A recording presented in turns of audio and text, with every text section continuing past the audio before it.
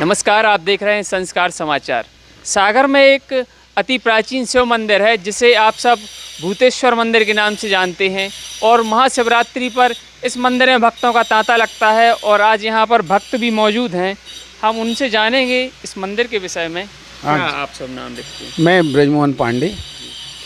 और बचपन से जब से मतलब हमें ध्यान है, हमारा होश हमने संभाला है, तब से इस मंदिर से हमारा आना जाना रहा है। तो अंदर से ऐसी प्रेरणा जागृत हुई कि मंदिर जाना चाहिए। और इसके बारे में अपन लोगों ने जब सुना, कुछ उस समय जब हम लोगों ने प्रारंभ किया था, जब हम लोग जानते ही नहीं थे कि ये क्या प्राचीन होता है और क्या मतलब इसकी मतलब विशेषताएं हैं या कुछ, ऐसे ही सामान्यतः आना प्रारंभ हो गया। फिर जब यहाँ आते आते फिर धीरे धीरे हम लोगों को फिर इसकी जानकारी हुई, तब से फिर हम लोगों की श्रद्धा भी और ज़्यादा मतलब उससे जुड़ती गई। और निरंतर लगभग हमें ऐसा ध्यान है कि लगभग 50 साल तो हो ही गए हैं। तब 50 साल से हम लोग यहाँ निरंतर हम तो आ रहे हैं। आप वृंदावन जी हैं कुशवाहा, आपके पिताजी भी यहाँ आते रहे। तो लगभग कितने वर्ष पुराना मंदिर होगा? तो ऐसे जानकारी है कि लगभग 400 वर्ष पुराना ये मंदिर है। हाँ, 400 वर्षों से यहाँ पहले जो इतना बड़ा ये सब ऐसा परिसर नहीं था, मतलब छोटा सा मंदिर था। ये जो वो मंदिर भी बहुत लंबे समय से आज यहाँ पे बना हुआ है और वो वैसे ही का वैसे निर्माण है। अब चूँकि ईश्वर की कृपा हुई है और अब ये नया निर्माण यहाँ प्रारंभ हो गया है, तो लगभग हमें लगता है कि 1-2 वर्ष में ये भी मतलब पूर्ण हो जाएगा। और इसका अब जैसे दानदाता लोग हैं, भक्त लोग हैं, जिनके माध्यम से ये सब काम चल रहा है, तो लगभग हमें लगता है ऐसा कि 2 वर्ष के आसपास में ये मंदिर बन के जो है वो तैयार हो जाने चाहिए। जी जी। तो क्या वजह रही कि भूतेश्वर के नाम से ही मंदिर की विख्यात हुआ? हाँ, थोड़ा जानकारी वृंदावन जी भी बताएंगे। भूतेश्वर मंदिर के से विख्यात इसलिए है कि ये जो है यहाँ पाठकों का शमशान घाट कहा जाता था। मेरे को जब दादाजी थे उन्होंने बतलाया कि ये जो भूतेश्वर मंदिर विख्यात हैं ये शमशान घाट कहा करते थे। तो ये स्वयं प्रकट भोलेनाथ हैं ये।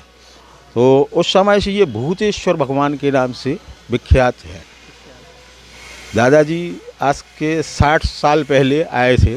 कोई संत रहा करते थे जो उनके विषय में बता रहे हैं आप? फतेही दादा महाराज थे, उसके बाद आए थे श्री ब्रजदास जी महाराज। तो उनके सानिध्य में बचपन से मैं रहा हूँ, उनकी सेवा में, और यहाँ हमारी 5 पीढ़ी से जुड़े हुए हैं। तो उस वजह से हम भी शुरू से जुड़े हुए हैं। आज मैं 60 वर्ष का हूँ, तो उस समय से हमारी आस्था और हम पर डे यहाँ सेवा देते हैं। और क्या मान्यताएं हैं इस मंदिर के विषय में? एक स्वयंभू शिवलिंग है और यहाँ पर आप जो मन से दिल से मनोकामना लेके आते हैं वो भोलेनाथ पूर्ण करते हैं। और यहाँ पर एक विधान है जो क्या नाम से एक नारियल जनेऊ सुपारी लेके आइए। आप अगर दिल से मान्यता मांगते हैं तो आपकी मान्यताएं पूर्ण होती हैं। यहाँ पर एक जीवित समाधि भी है जो क्या नाम से मस्तराम दादाजी की है। उसके बाद फतेही दादा हुए, उसके बाद ब्रजदास जी हुए। अभी इस समय तो कोई नहीं है संत, बाकी इस समय ट्रस्ट काम चला रहा है और नवनिर्माण चल रहा है, मतलब इसका पुनरुद्धार जो 1 साल से करीब पूर्ण होने वाला है। ये एक भव्य सोमनाथ की तर्ज पर मंदिर नया तैयार होगा। नया मंदिर? हाँ, इसका भी काम चल रहा है। अभी आप देखेंगे तो सारा काम चल रहा है। ये 61 फुट ऊंचा मंदिर जाएगा। हाँ। और जो मस्तराम महाराज जी थे वो कहाँ के थे? देखिए, ये सब क्या है कि संत आते रहे। अब हम लोगों को तो बहुत बाद में जानकारी हुई वो जी कहाँ से आए, इसकी किसी को कोई जानकारी नहीं होती। कहाँ से आके वो रुक गए, वो उन्होंने अपनी मतलब वो सिद्ध तपोभूमि बन के रहा है ये। और यहाँ पर कीर्तन चल रहा है 23 जुलाई 97 से। 23 जुलाई 97? 23 जुलाई 97 से कंटिन्यू 24 घंटे अनवरत। अच्छा, लगातार चल रहा है।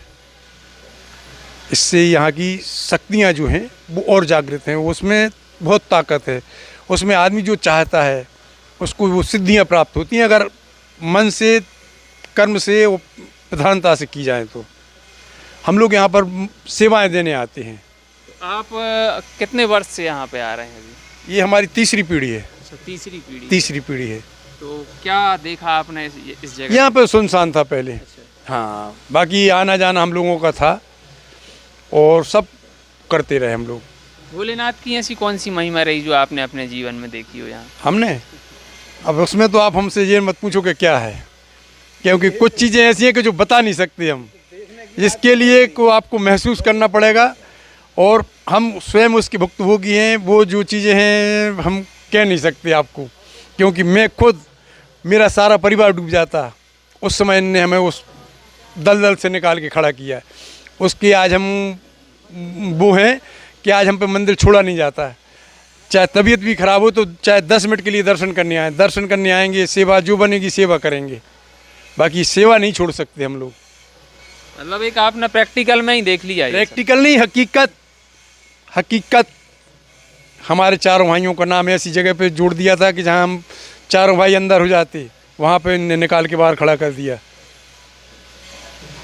तो संतान देने वाले हैं, मनोकामनाएं पूर्ण करने वाले हैं। बाकी आपको मन से आना पड़ेगा, तभी आपका सब काम होता है। क्या सब नाम लिखते हैं? मेरा नाम नंद किशोर साहू है।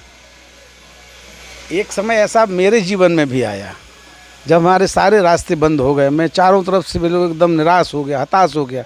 ये लगता था कि जीवन में क्या करें क्या नहीं करें। आप देखिए मेरे शरीर के एक एक रोम जो है मतलब खड़े हो गए चूँकि यहाँ से।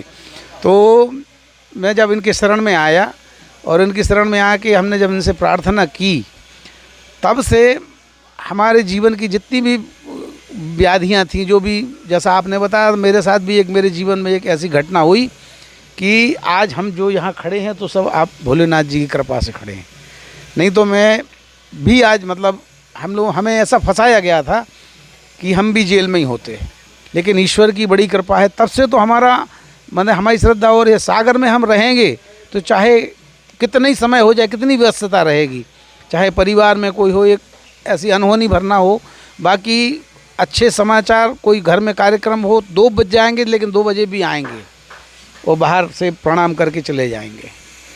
तो ईश्वर का मतलब इनके विषय में तो ज़्यादा बताना, कहना मतलब अपने आप को मतलब कुछ ऐसे शब्द ही नहीं है, शब्दों में नहीं कहा जा सकता, कहा ही नहीं जा सकता। लेकिन इनका जब ध्यान आता है तो हमारा शरीर और पूरा मन जो है मतलब पूरा, और मन जो है पूरा भाव विभोर हो जाता है। आपके श्री चरणों की बड़ी कृपा है। और जो जो लोग यहाँ से इस मंदिर से जुड़े हुए हैं भोलेनाथ की, जिनके ऊपर कृपा हुई है, अद्वितीय कृपा है आपकी। माने ये जो है ना, वो कहना चाहिए कि जिनके लिए शब्द अपने पास नहीं है, तो ये साक्षात भोलेनाथ जो हैं आज यहाँ विराजमान हैं जी।